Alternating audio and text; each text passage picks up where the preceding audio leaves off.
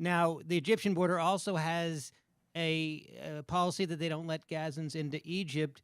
Does Israel forbid if Egypt opened up the border, would Israel allow that, or at least before October 7th? Would Israel allow Gazans to go to Egypt and maybe even go overseas from Egypt? If Egypt allowed that, would Israel allow? I think they'd like that now. I think Professor Finkelstein would say they would like that now because if their strategy is to get them out of Gaza. I think, I've had differences of opinion with friends over this. It is a complicated question. On the one hand, as a sheer humanitarian gesture, should Egypt open up the border of Gaza and let the people out? On the other hand, not that I would make any apologies for the mass murderer of Egypt, the head of state, Mr. Sisi, but he has a problem. The problem is that our Secretary of State, Anthony Blinken, and the U.S. administration in general, and Israel, have been applying huge pressure on Egypt to let the people go into Egypt. And then he says, I'm not going to facilitate, I am not going to abet the ethnic cleansing of Gazans into Egypt. I don't want to be part of that. And then what do you say to that? Well, I looked around for what people were saying. I think the obvious answer is, don't force them to flee. There should be a ceasefire now, so they don't have to flee. Let's end with that. That's their home. And I want people to bear in mind, 70% are refugees from 1948, when Israel was created. They've lived since 1948 in refugee camps in Gaza, 70%.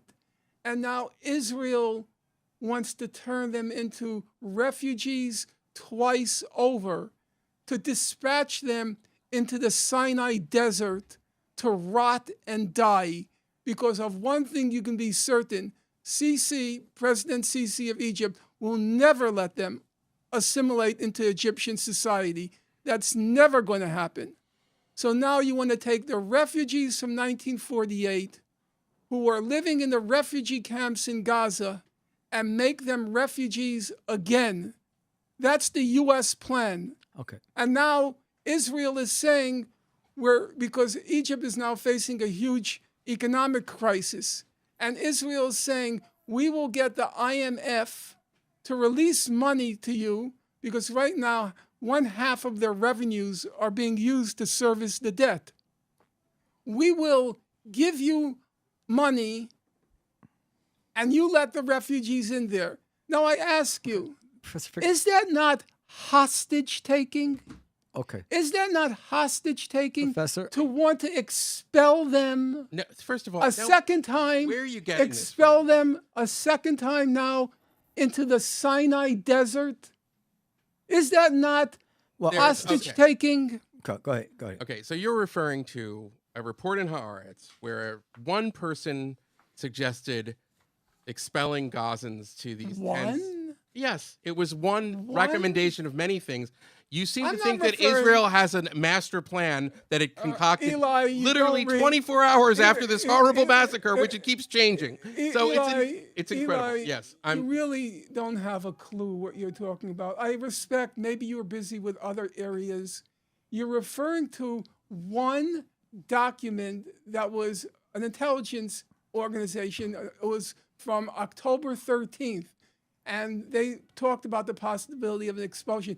There have been so many statements now issued by Israelis saying this is a great opportunity to resolve the Gaza question by expelling the Gazans. It's not one person. Who's saying that? I'm going to do something. Okay, Eli, I think. Okay, but I don't want to get caught up on this, because I think what you are saying is another fantasy from you. Fantasy. Because the Israelis left Gaza in 2005. They have tried to get some sense where if you are a civilian, get out of the way. We want to have a war to destroy Eli, Hamas. I think the answer is more complicated than that, in my opinion, because and demography is not our friend here. We both, I think, agree that there is a growing hard right.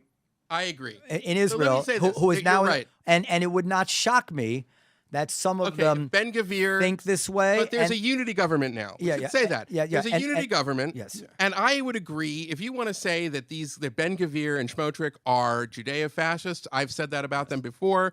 I 100% He has. agree. I heard him say that. But So I'm not going to argue that those people have terrible ideas and they do want to expel. But so far, Israel hasn't done that. What Israel did do is it left Gaza. And I just think that you are ignoring the fact that it tried to say, get out of the northern part of this Gaza because we have to go after these demons who are in the tunnels. Right, get out of the hospitals. Come on. I want to end with the ceasefire issue. Okay, so that's why I want to just, on just a strictly factual question. Yeah. Israel did not leave Gaza in 2005. Israel redeployed its troops from inside Gaza to the perimeter of Gaza.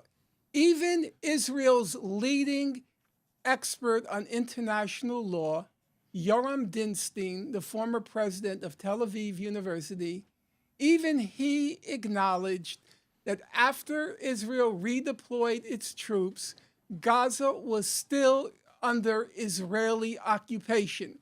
There is no human rights organization, even including Yoram Dinstein, who's quite conservative, who denies that if you control everything that goes in, you control everything that goes out, you control the airspace, you control the waters, you're the occupying power in that area. Of course, but the